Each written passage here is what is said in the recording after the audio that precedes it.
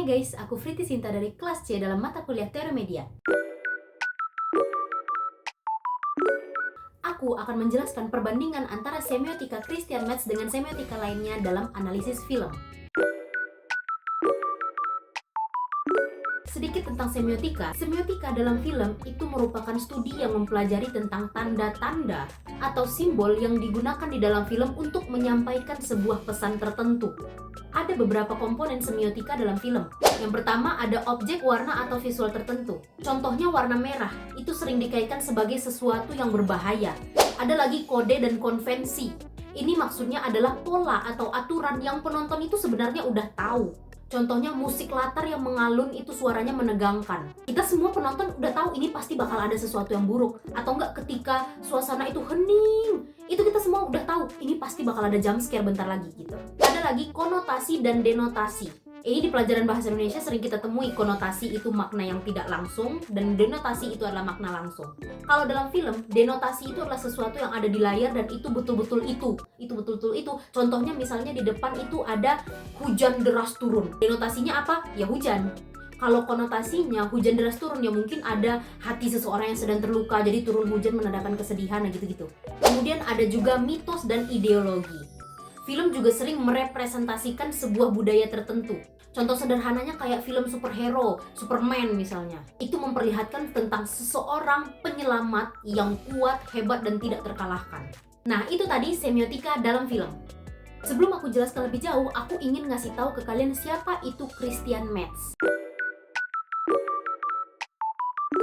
Jadi, Christian Metz adalah seorang teoritikus film asal Prancis yang merupakan salah satu pelopor semiotika dalam film. Ia mengambil konsep linguistik strukturalis mirip Ferdinand de Saussure dan teori tanda dari Roland Barthes yang nantinya ia analisis untuk mengetahui bagaimana film berfungsi sebagai tanda. Nah, Christian Metz ini membawa semiotika dalam film itu menjadi sesuatu yang sistematis. Dia menjelaskan bagaimana nantinya film berfungsi sebagai tanda. Menurut Metz, film ini sama kayak bahasa, dia punya tatanannya sendiri. Tanda-tanda itulah yang nantinya akan menjadi sebuah makna. Salah satu kontribusi Metz dalam dunia semiotika film adalah konsep grande sintakmetik. Ini adalah semacam klasifikasi sintaksis dalam film. Apa itu sintaksis? Sintaksis itu cara menyusun elemen-elemen atau unsur-unsur untuk membentuk suatu makna yang dapat dipahami. Berarti klasifikasi sintaksis dalam film berarti pengelompokan elemen-elemen yang ada pada film yang nantinya bakal membawa makna. Seperti yang kita tahu, elemen dalam film itu ada 5. Ada visual, ada sinematografi, ada naratif, ada sound, dan ada editing. Nah, klasifikasi atau pengelompokan elemen inilah yang disebut oleh Metz sebagai grande sintakmatik. Selain itu, Metz juga mengambil konsep dari Barthes, yaitu konsep konotasi dan denotasi ke dalam film. Metz mengatakan bahwa film itu cenderung ke konotasi, karena film itu lebih dari sekedar representasi literal, kata Metz.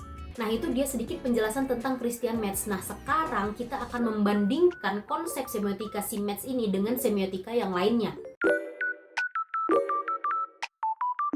Memang ada banyak tokoh semiotika dalam film, tapi untuk kali ini aku akan mengambil 3 aja yang nantinya akan aku bandingkan dengan semiotika punya si Metz ini. Mereka adalah Roland Barthes, Umberto Eco, dan Charles Sanders Peirce. Yang pertama Roland Barthes dulu ya. Nah, tadi di awal aku bilang si Metz ini mengadaptasi konsep dari Ferdinand de Saussure dan Roland Barthes. Tapi si Barthes lebih fokus ke bagaimana sebuah film memiliki mitos dan memiliki makna yang berlapis. Tadi aku bilang si Metz ini membawa semiotika itu lebih sistematis, sedangkan si Barthes ini dia lebih fleksibel. Kalau si Metz ini dia punya urutannya sendiri, kalau si Barthes ini enggak, dia fleksibel kemana aja masuk gitu. Kalau kita tarik kesimpulannya, si Metz ini lebih fokus ke bagaimana sebuah film itu bisa menjadi atau berfungsi sebagai tanda. Sedangkan si Barthes ini lebih fokus ke apa arti dari film ini, gitu. Yang kedua ada Umberto Eco. Eco ini menentang konsep yang dikemukakan oleh Metz. Karena bagi dia, Metz ini terlalu strukturalis, terlalu sistematis dalam menganalisis film. Karena menurut Eco, film adalah sesuatu yang terbuka. Siapapun bisa menafsirkannya dan penafsirannya itu bisa aja beda-beda. Kalau si Metz itu ngelihat film sebagai bentuk kode yang tetap. 1 tambah 1 sama dengan 2. Kalau si Eco beda. Kalau bagi Eco, Nggak harus 1+1 sama dengan 2, bisa jadi 1+1 sama dengan 4. Nah gitulah kira-kira. Nah jadi gitu ya, menurut si Mads, film ini memiliki struktur yang tetap, memiliki bahasa yang tetap. Kalau si Eko mikir film ini sesuatu yang terbuka, nggak harus tetap. Semua orang punya persepsi yang beda-beda gitu. Dan yang terakhir ada Charles Sanders Peirce. Nah kalau si Peirce ini dia punya konsep semiotika yang beda dari Saussure, ya otomatis bakal beda juga dari Mads. Peirce itu membagi tanda menjadi ikon, indeks, dan simbol. Dalam konsep semiotika punya Peirce ini, dia lebih fokus ke hubungan antara satu objek dengan objek lainnya. Hubungan itulah yang nantinya akan mengeluarkan sebuah makna. Sama kayak si Barthes, pendekatan si Peirce ini dia fleksibel, nggak sama kayak Mads yang terstruktur lah gitu. Jadi contohnya si Peirce ini misalnya ada shot api dengan shot asap, oh berarti ada pembakaran gitu. Kalau si Mads mikirnya gini, oh setiap ada shot api, shot asap, pasti ini pembakaran. Nah itu udah dirumuskan sama dia, karena kan tetap. Karena itulah pemikiran si Mads, bagi dia film ini terstruktur, punya urutan yang tetap. Nah jadi itu ketika Mads sibuk dengan struktur internal dalam film, si Peirce ini justru sibuk memikirkan hubungan antara satu objek dengan objek yang lainnya yang bakal memunculkan sebuah tafsiran. Jadi kesimpulannya si Mads ini dia beranggapan bahwa film adalah sesuatu yang memiliki struktur yang tetap seperti layaknya bahasa, ada SPOK-nya. Tapi pada akhirnya si Mads ini juga sadar film ini nggak sama kayak tatanan bahasa yang punya grammarnya sendiri gitu. Film nggak bisa digituin. Setelah meneliti baru tersadar si Mads itu kalau film ini nggak bisa distrukturkan 1, 2, 3, nggak bisa. Gak kayak bahasa yang punya grammar, contohnya kayak bahasa, dia itu punya SPOK lah. Nah kalau bahasa itu dia punya SPOK, subjek, predikat, objek, keterangan gitu. Contohnya Budi makan nasi di kasur, itu kan udah tetap tuh grammarnya, gak bisa diubah-ubah. Kalau film bukan kayak gitu. Jadi kalau urutan tata bahasa itu 1, 2, 3, film itu bisa aja 4, 3, 2, 1. Berurutan juga. Kalau di urutan tatanan bahasa itu 1, 2, 3, 4, bisa aja di film 2, 3, 1, 4 gitu, bisa aja. Jadi aku gak satu tim sama Mads. Aku gak setuju sama Mads, aku setuju sama Eko. Karena film ini terbuka gitu. Semua orang yang menonton film itu punya penafsirannya sendiri. Even sutradara bilang film ini mengandung makna ini, tapi kalau orang lain nonton maknanya beda ya udah. Jadi si Mads ini punya pemikiran yang beda dari semiotika yang lainnya. Pantes lah agak pencil sendiri dia semiotika Mads dengan semiotika yang lainnya, karena memang Mads ini agak lain. Misalnya si Barthes dia lebih mikir makna dalam film itu apa. Kalau si Eko dia itu mengatakan film itu sifatnya terbuka, siapapun bisa menafsirkan dan penafsirannya itu bisa beda-beda. Kalau si Peirce itu lebih fokus ke hubungan antara satu objek dan objek lain yang nantinya akan menghasilkan makna yang juga pasti bakal beda. Nah kalau si Mads dia itu sibuk mikirin gimana sebuah film dapat menjadi tanda yang terstruktur gitu. Berarti kayak si Mads ini berusaha mencari rumus, tapi rumus itu nggak ketemu karena pemikirannya salah menurut aku, menurut si Eko juga. Jadi si Mads ini pemikirannya terbeda dari yang lainnya.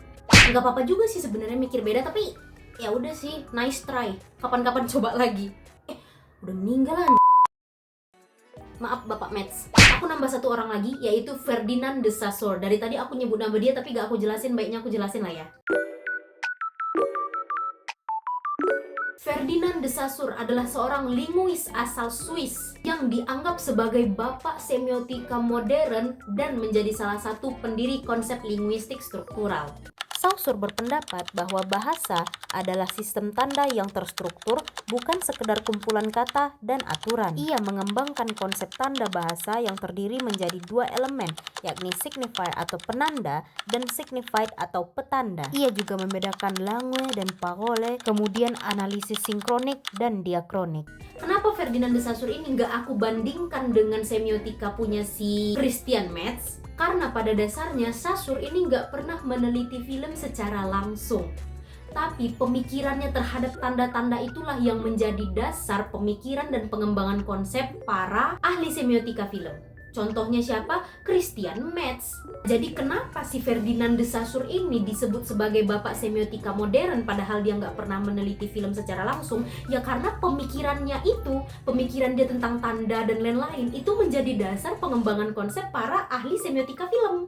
Nah, itu dia sedikit penjelasan dari aku yang membandingkan antara konsep semiotika punya Christian Metz dengan semiotika yang lainnya. Kalau seandainya ada kesalahan, aku mohon maaf. Kalau ada kekurangan, tolong ditambahin. Karena kesempurnaan hanya milik Tuhan Yang Maha Esa. Aku Priti Sinta. Dadah!